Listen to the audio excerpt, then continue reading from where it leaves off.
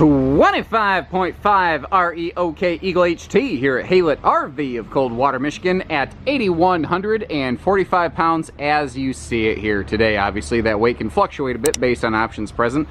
This is Jayco's smallest model, makes for an awesome couples camping model, potentially half-ton towable, provided you have the correct specs on your truck. Always give our team a call on that so we can kind of help you do a measure twice and buy once sort of thing. Safety is always the first concern here at Haylett RV. This floor plan presented a little bit of a conundrum for me, so I've got it built a couple different ways coming in, and I would really appreciate your feedback as viewers here, like what do you think is the correct way to go? So here's what I mean.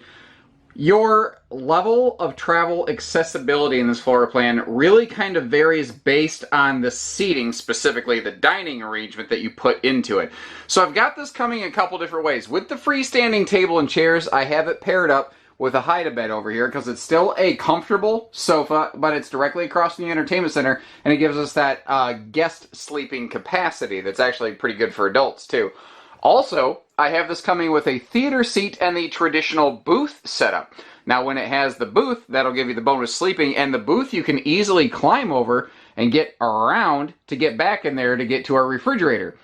But here's the other thing. Depending on who you are, how you camp, and what you're looking for, you could very easily take this table and turn it 90 degrees and have room to walk around the bend here. So whether it is or is not travel stop functional is really up to you, which is interesting because a lot of floor plans don't offer you that option.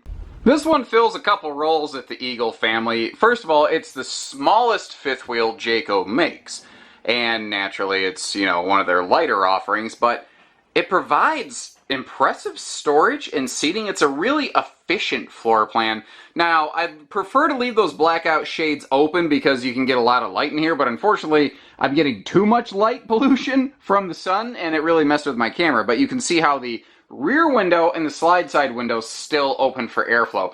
So once again, I do want to mention, now that we've got her open, we bring this one in a couple different ways here at Haylett RV. Because it's small enough, you really start to feel the push-pull benefit and drawback of different types of seating arrangements.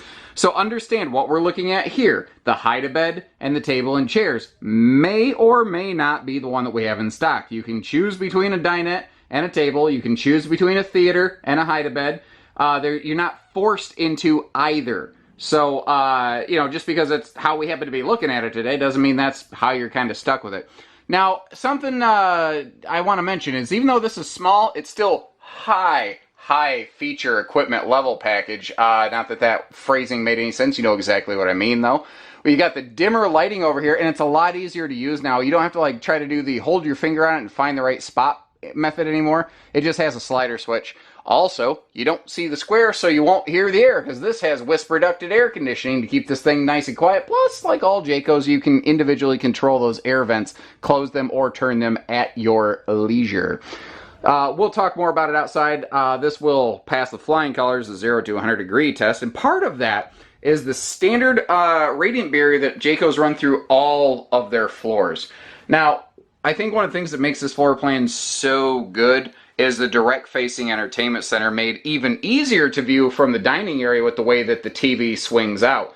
We have added the optional electric fireplace down here to take some of the chill out of the air, but it also just kind of, for lack of a better phrase, churches it up and gives it a little more of a fancy pants jazzy look, which is a technical term, by the way.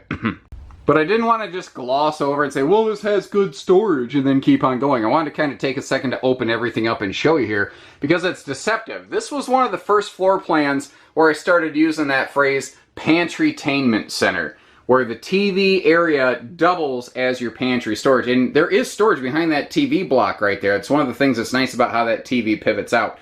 What's also nice is if you look close, you can see an HDMI wire run for you in that open pocket for entertainment expansion above the Bluetooth DVD player there.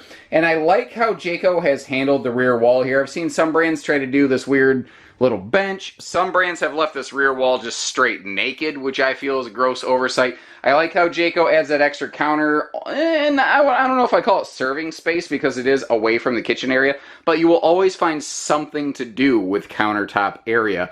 And it doesn't leave it feeling bare or forgotten. You know, everything looks impressive and intentional here.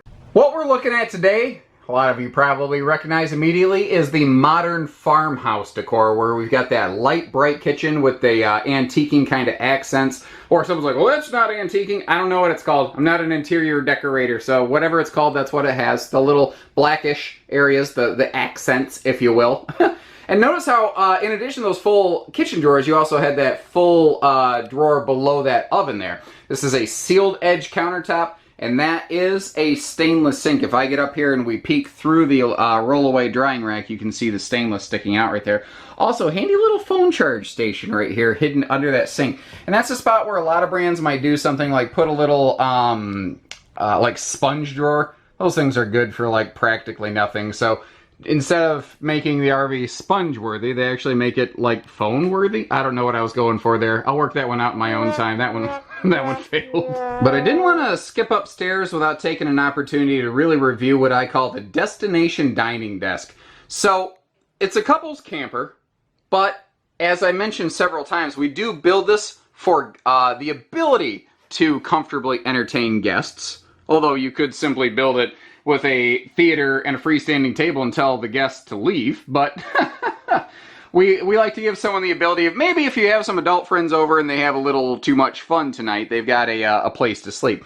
So the top tabletop right there, it pops open and there's storage below, but there is an extension leaf as well. But then we have a pair of fold-away guest chairs, so that when you do have someone over, if you have someone over, you have a nice, comfortable place to seat them. What's cool is the RV comes with two of those, and they hide very nicely below the master bed area. The bed easy lifts, and there's a nice little shelf where you can keep those stowed away.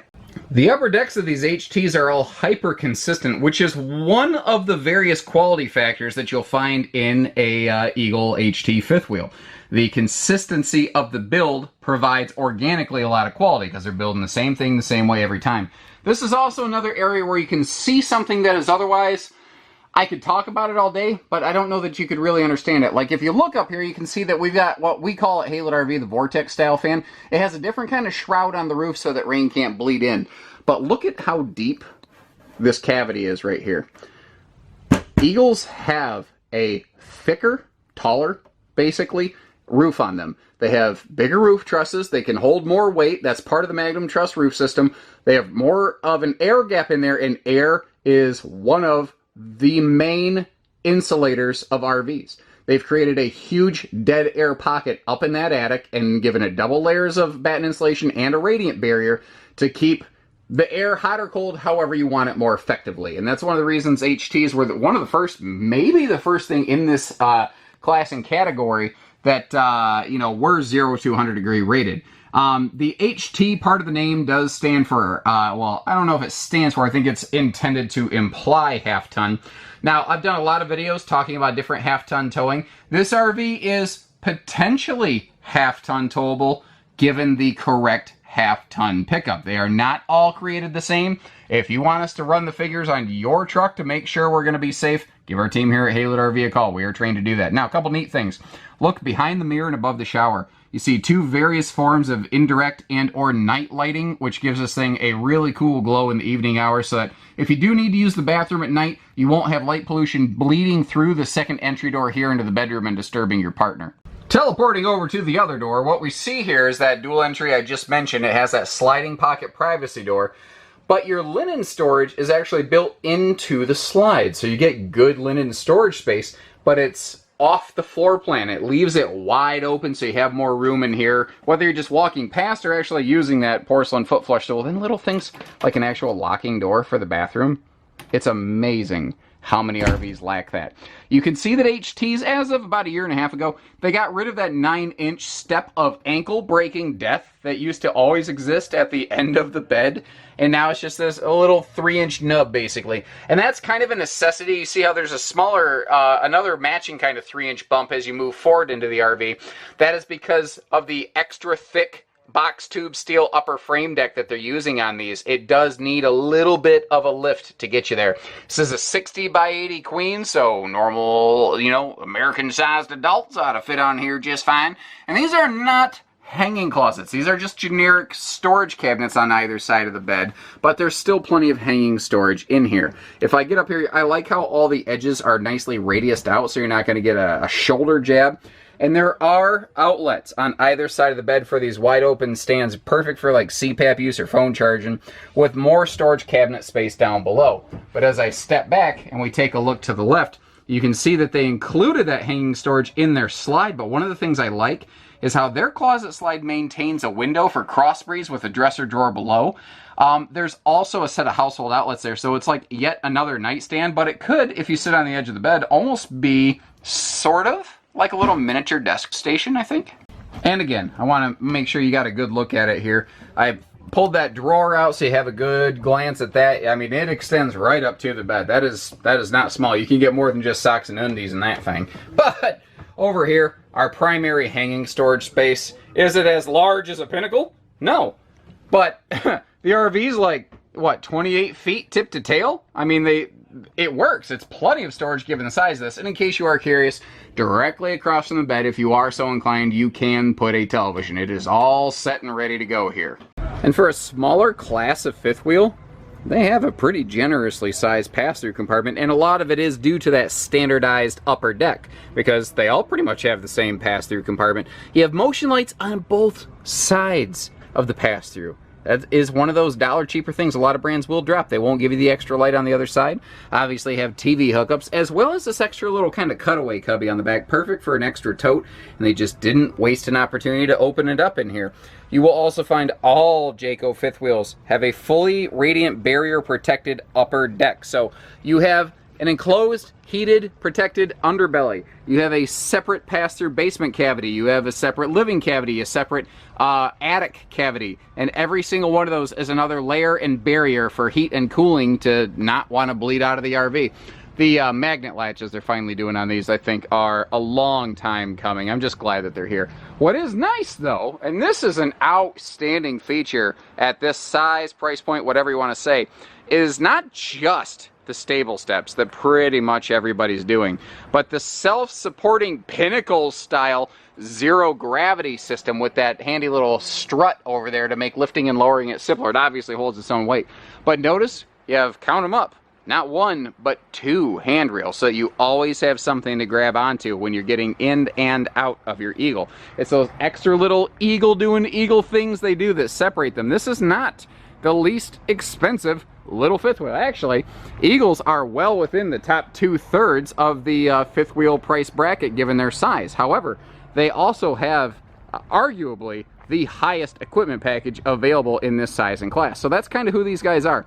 If you want the features of that next tier up fifth wheel, but in something the tier down in size, that's who they are. Now, there's a lot of little things that all come together to form that best-in-class 2+3 Jayco warranty that you have on these.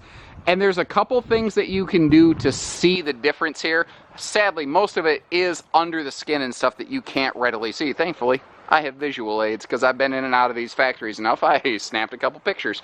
So most fifth wheels in this class and category, when we get here to the upper deck, over time from vertical stress, this area right here is going to be prone to cracking.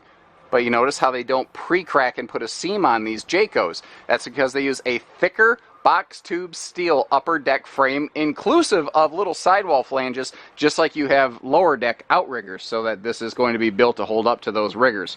Up here, we've got room for 4 to 6 batteries, depending on how crazy you go. Plus, you also have that other side of the front compartment there. You could just go battery nuts on this thing if you were so inclined. In our docking station over here, it's a nice galvanized rolled steel, so if you splash some water around, no big deal. Nobody cares. It's not going to hurt anything. And you can see that you can feed your hoses and cables down through, just like a big bad fifth wheel. You've now got a fully enclosed protected docking center. They are including the handy little sprayer hose and handle here, so you can do some little quick campsite cleanups around your black tank area. You also have a side mount solar prep plug right here, but you'll find that these RVs also have roof solar prep, so that if you really want to go super bananas, solar crazy, you're going to go off grid and be that, solar warrior, you're capable of doing so. And again, these are 0 to 100 degree capable, which not all fifth wheels in this size and class and category are. Everybody wants to talk like they are, but there are plenty of brands that are not. We are also riding on Goodyear Endurance radials. That is a best-in-class quality. The only American source tire used in the towable RV industry, rated for up to 87 miles per hour. And just like a big bad Pinnacle, we are riding on a More Ride CRE 3000 rubber shock dampening suspension system, because getting there is as important as being there sometimes. Another thing here, if you look really close, this is a smaller fifth wheel that is big truck capable. It has an adjustable suspension hanger. Additionally, we will build these with 16-inch wheels here at Haylett RV versus the standard 15s. These things get delivered on a dually, and they ride flat. But if you've got a shorter riding truck, we can hitch you up to those too without any sort of janky, weird, hillbilly jury rigging involved. It is built to be big, small, and in-between truck capable. Eagle was the first in the industry to debut the J-Smart lighting system, which stands for signals, markers, and reverse travel. What that means in English is if, let's say you flip on your left blinker, all of the lights on the left side of the trailer will blink with your turn signal. Also, these are all prepped for LCI slide awning toppers, so adding slide awnings is easier and less expensive than it used to be. That is a really nice thing. Down here, Eagle HTs were maybe the first in their class to standardize this, and suddenly everybody else is trying to get on board this bandwagon. A 3,000-pound towing hitch with 300-pound vertical load limit, safety chain hooks, and a 4-way flat wiring harness. So if you want to put, especially this being their shortest Eagle, if you are looking to do that doubles towing, you have a little enclosed trailer, if you have a boat or something like that, this is the best series of Jayco fifth wheels equipped for handling that sort of use and riggers. Now, behind that entertainment center in the living room, there's a big open chunk of space, and instead of just wasting it, they said, you know, we're really good at doing these camp kitchens, so why don't we open up the outside area there? And it begins with the galvanized rolled steel countertops and that screaming hot burning Capital Grill. Cougar and Eagle both like to argue about who brought it to the RV industry. I don't care who did. The fact is that it's here.